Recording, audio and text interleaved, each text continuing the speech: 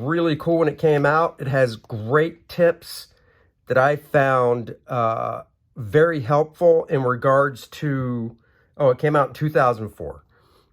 Great tips and in like special effects and things like that. Let's look at the chapters. Chapter 1's Birth of a New Comic, Steps to Produce a Kung Fu Comic, Kung Fu Comic Tools.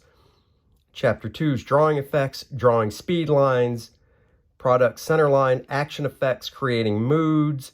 You see a lot of this stuff, or you used to see a lot of this stuff incorporated in American comics, not as much anymore, because a lot of artists are going more quote-unquote realistic, which means they're not showing a lot of special effects stuff in panels. And then they get into perspective, and then anatomy of a character creation with head, designing hair, emotion, creating the body, body perspective, clothing, stress lines. And then it gets into character design, drawing background, script writing, tutorial, art gallery.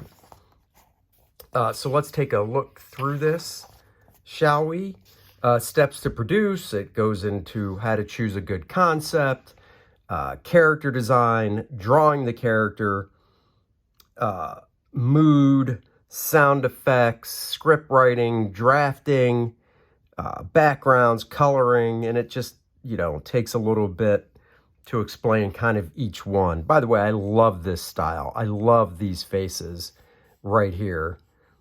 If I had just unlimited amounts of time, it would be cool to do a whole story implementing the way they tell to draw faces and stuff. And it breaks down tools, of course. You're going, a blow dryer? What's that for? And I have one in my office, and my daughter's like, Daddy, why do you have a blow dryer? You don't have any hair. And it's like, it's in my office to dry ink faster and whiteout. Zipatone patterns, a lot of guys use Clip Studio for that now. Of course, you need whiteout, Pentel poster color. This is what they're showing. I actually haven't tried that kind. I'm going to have to look into it. HB pencil, that's what I use. A blue pencil. I use a blue pencil actually for drawing perspective grids. Mapping liner is kind of like a 102 pen. A G pen is their most used pen for inking. It's a flexible nib. And then, of course, different types of markers that they use. Brush pen and then miscellaneous markers. Erasers, templates, things like that.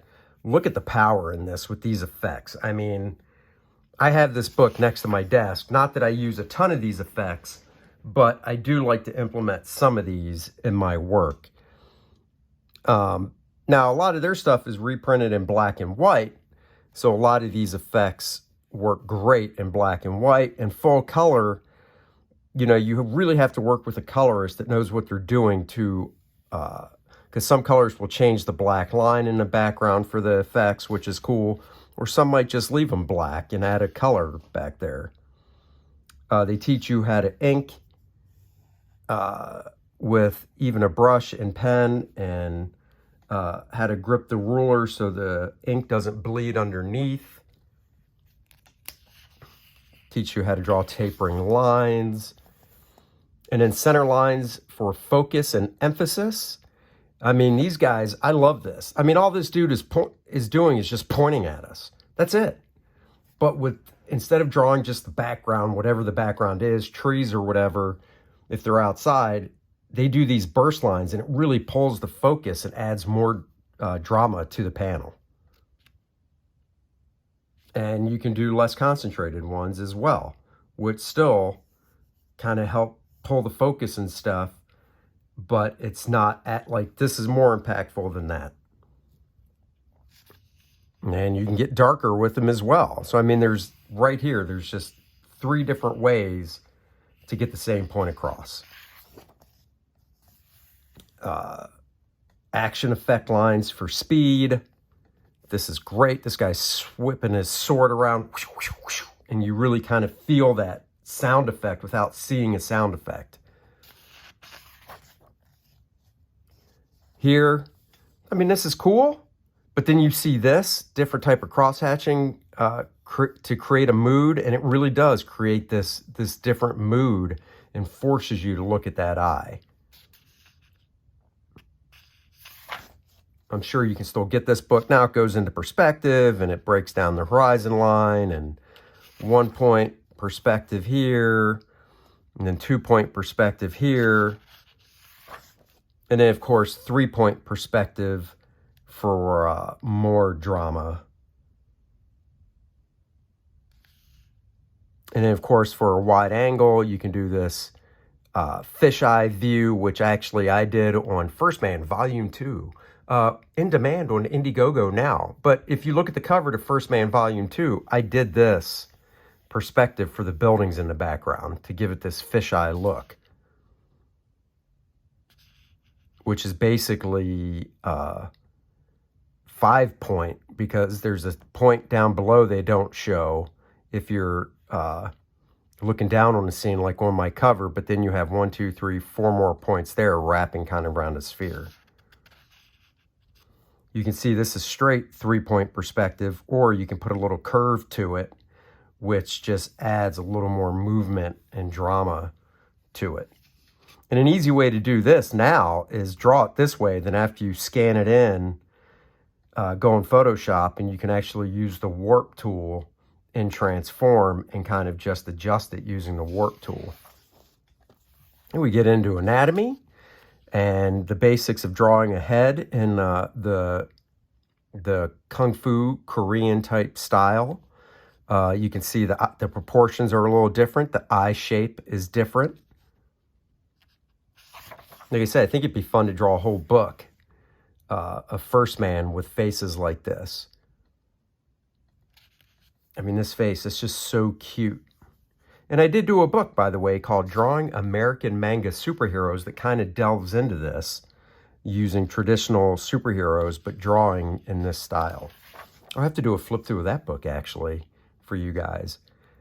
Showing the different eyes, male, female, kids, elders, different types of noses as well.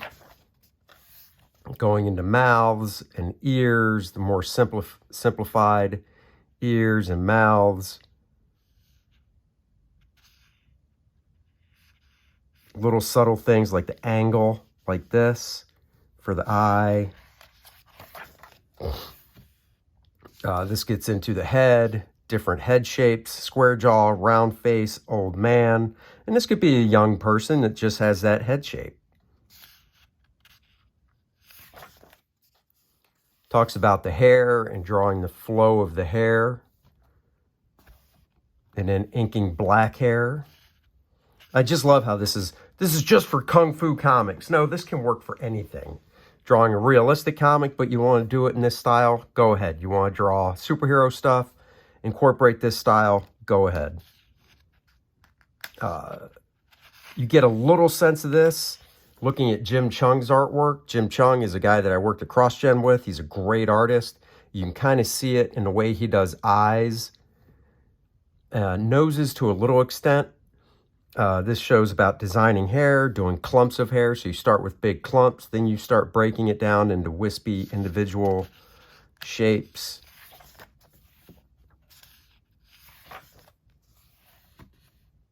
More on the designing of hair. I mean, look at this face. That's a handsome looking dude right there. I could say that. He's a handsome dude, and there's a cute girl right there. And then, of course, even though this is talking about emotion now, but look at the detail in this hair. I love the cross-hatching in this face. There was a book, a comic I enjoyed called Solar Lord, Image put out. I can't remember the artist's name right now, but I love his work, and it's done on this style because he's a Korean artist, if I remember correctly. More about emotion. This dude is pissed. Look at that, with the horizontal or vertical lines dropping down for the shading and stuff. And the mouth is wide open, vertical. You really get a good sense of the emotion there. More on emotion. All right, some samples of different expressions. Like this right here looks to me like early Jim Cheung artwork. So I know Jim was influenced by this type of style. And I think that's why his stuff is really unique, because he's incorporating this style into his work, which is mainstream Marvel DC stuff. And that's what makes Jim stuff really unique. Creating the, let me just go back.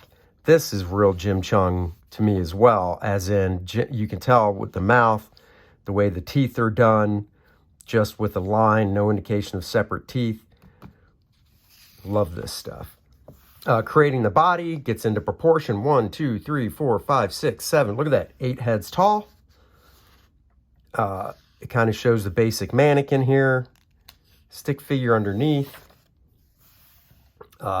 They definitely, if you look at Korean comics and Japanese and manga and stuff, you can definitely see that they have a specific way that they interpret the anatomy. I mean, you still have pectorals and abdominal muscles and stuff, but just the way they do it and interpret it kind of has the same feel to a lot of their artists, just like we do over here as well.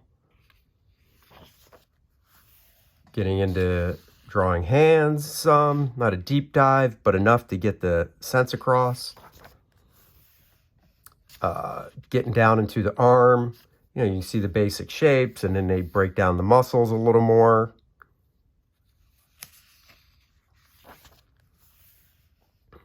Legs, the back. Getting into body perspective, thinking about the body as a whole, three-dimensional shapes, drawing through so you have mass to all the shapes. And more in perspective. It's not a deep dive, but this is a pretty comprehensive book.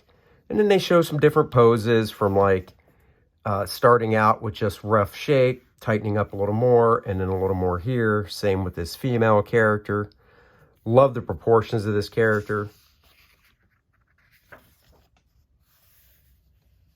They really push perspective in their art. Really, I mean, look at this leg. Just, whew, big foreshortening coming at you and stuff.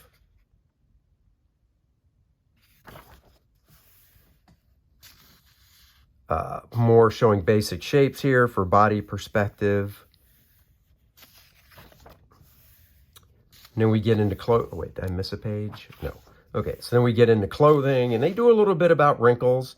They even so, you know, kind of start with an outline, which I actually kind of do that. They talk about overlappings with directional flow, and then considering the folds here. And this kind of breaks down the anatomy of some folds. The Y shape is very common shape in folds of clothing. And you can see it applied on this page here. I mean, you know, you have to do a lot of your own analyzing of this to see where the Y shapes fall in and stuff. But I really like the line work and rendering they did. It works in black and white, and this would work really well in full color as well. Some more on folds and clothing right here. Character design. You know, this is pretty good. It's this book is a lot visual, not too much to read, especially in the character design. You're just, you know, they don't really explain why they do the certain things they do in these character designs, but it is cool just to look at the different sketches and stuff and just try to pick things up. She got a little kitty cat on her shirt. So this is the visual, real visual part of the book, just kind of looking through and seeing these different character designs. I mean, this is badass right here. That's just awesome. Illustrating backgrounds. This is pretty cool. You know, this, of course, is really just for this type of building. But, you know, it's a good stepping stone. This is cool. Illustrating backgrounds, breaking down a tree. So this is cool. And then, you know, basic shapes. You got these bunches of circles, but what are each one? It's clumps of leaves. And if you were to do lighting on this, you could light it and then shade these basic shapes, and then you put the clumps on. You can kind of see it here. Basic shape is a cylinder, clumps of leaves with the circles, and then kind of a finish. And they show different rendering on the trunk of a tree. More rendering. They really like to show how to render trees, which is cool. Ocean, water, feel the water. Like Joe Kubert told me, you want to feel the water. Look at the splashing in this water. It's very violent, but there's so much motion to it as well. Texturing on rocks. Close-up of meadow grass. Fire, like fire tonight. Explosions. So you want to illustrate explosions in this way. It goes into a few different techniques there. More background stuff. Shattering. So, you know, very cool. Then script writing. I haven't read this in a while, but, you know, if you want ideas on script writing, if you're kind of lost in that regard, this will help out a little bit. I mean, it's not like it tells you how to find ideas and stuff. So, and then the conclusion, and I wish this was in full color, or wait, nope, I thought it was on the cover. Is it back cover? Oh, look. That's very cool. Wish that was in full color. Three Kingdoms. So they're breaking down Three Kingdoms. I really wish this was in full color, but that would have cost more.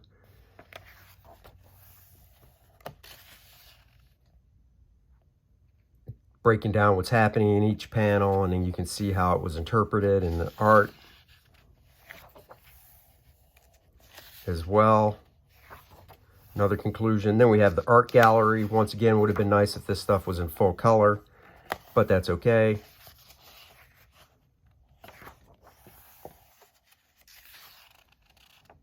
You know, the good thing is all this stuff works in grayscale, and that's how you know it'll work in full color. If you're ever doing anything in color and you want to know if it actually works with the values and tones, kick it to grayscale and take a look at it in Photoshop.